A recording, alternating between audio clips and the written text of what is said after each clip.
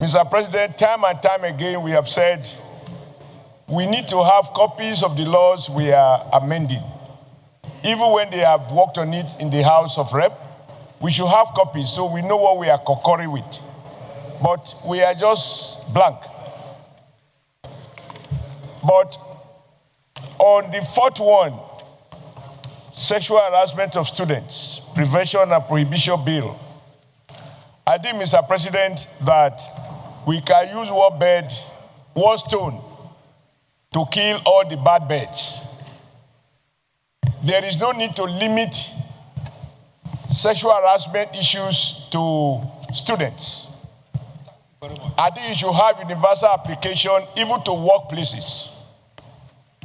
So I suggest, with your permission, Mr. President, that we amend this to include sexual harassment not only in schools, in workplaces, and any other location. Because the evil is the same. And the logic of those who harass is the same. I don't think we will come back another day to make another law on sexual harassment in workplaces, another law in sexual harassment in stadium, in sports, and other things. So I think we should just craft the law in a way that we have a universal application. I think it's very important to protect our young, and not only young people, even elderly women have been sexually harassed. And men.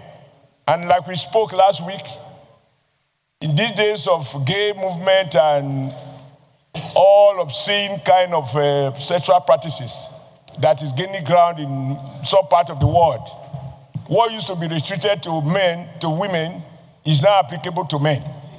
So even men now sexually harass other men.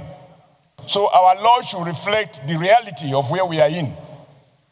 So I suggest that we add workplaces, in fact, any other place.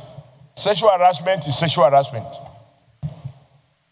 Thank you, Mr. President.